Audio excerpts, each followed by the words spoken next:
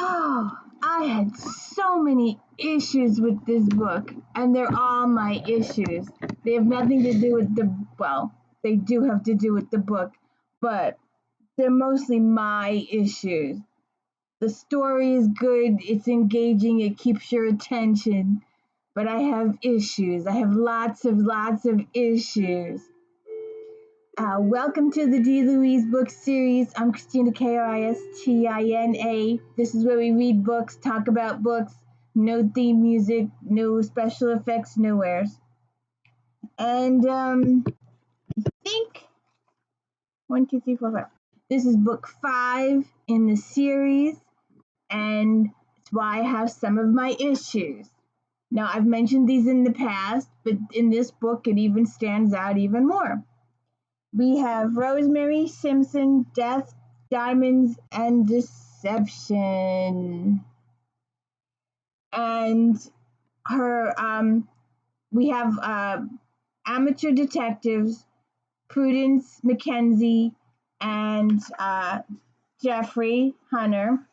And then Josiah is the secretary. Prudence is the heiress whose father is died, and she's living alone in a big house with servants, and she doesn't have a lady's companion with her for propriety reasons. She goes out on her own often, even though she's supposed to be part of the New York 400, and she's not a widow. She's never been married, so all of those proprietary things go out the window. Because in previous books or other authors, the lady is a widow, so she doesn't have to conform to society's stuff. Whereas Prudence is not only not a widow, but she's like under 21. So there's a whole bunch of propriety here. And the fact that her and Joffrey have been traveling the world without a chaperone of any sort, you wonder. And sometimes you just gotta let it go. But then when the book brings it up so many times, you're like, you haven't been doing this for 4 or 5 books now. Why are you gonna start this stuff now? So, Prudence aunt is in town. She's come from England. She's actually a New Yorker who married British, went to England, obtained a title, became lofty in her British ways, and she's got British ideas now. And she wants Prudence to make her come out. She was engaged to be married. Her father has passed away, and I think she's 19 or 20. I'm not exact. I know she's under 21.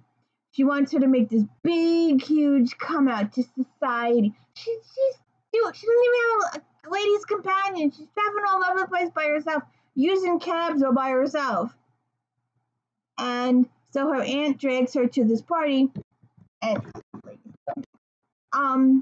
so she drags Joffrey, and Joffrey drags Ned. He used to be a policeman, but he got mixed up with drugs, so he had to quit. And he works on the sleazier side now, but he helps out Joffrey. He's one of Joffrey's companions.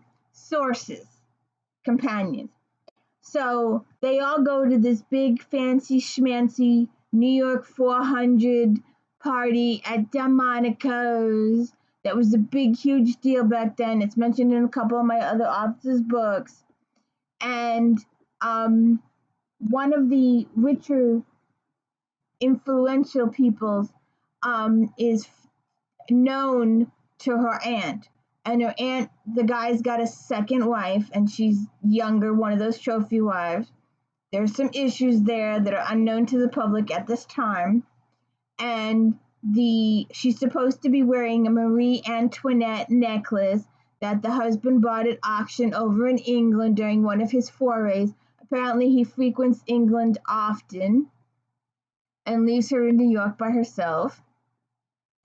So she's supposedly wearing this beautiful Marie Antoinette French necklace to this party. And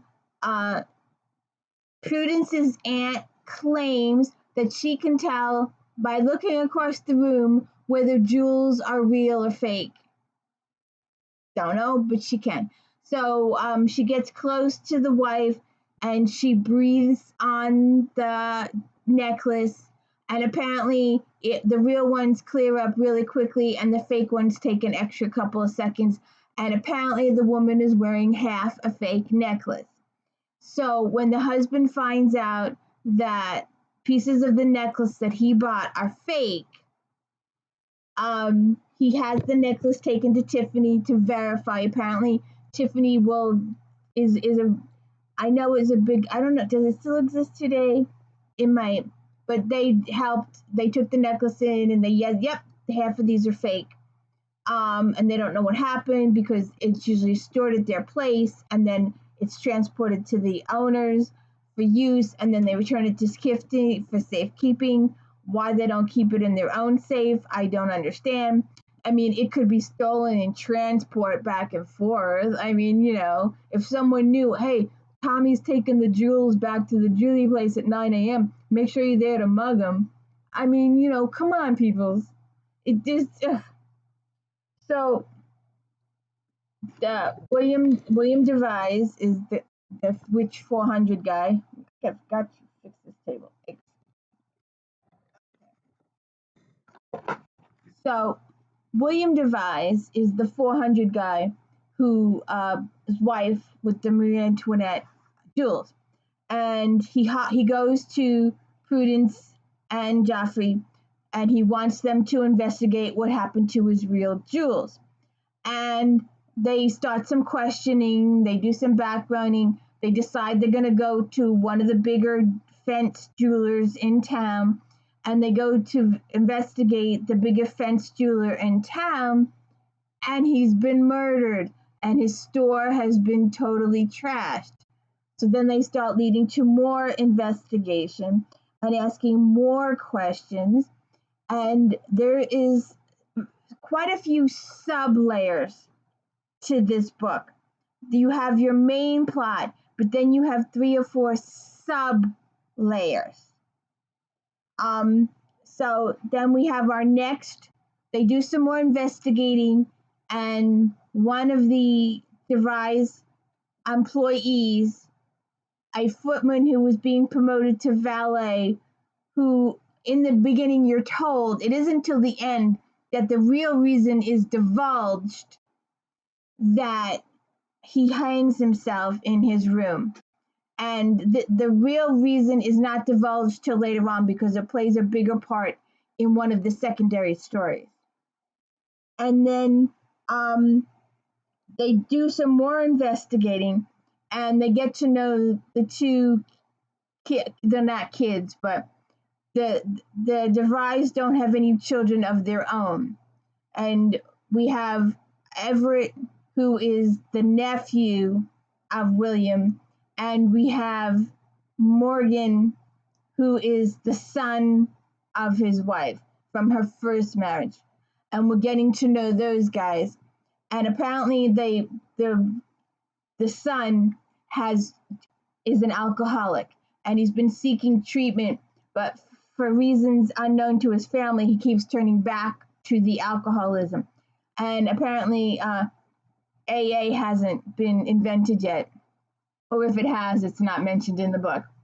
So there is a boating accident, and someone is conveniently killed, and it was supposed to be a double murder, but it only turned into a single murder. And because it was a single murder and because no one else was there, it was ruled accidental. And the person kind of recovered enough to say, not really say what was happening, but acknowledge that he was dying and he passes away.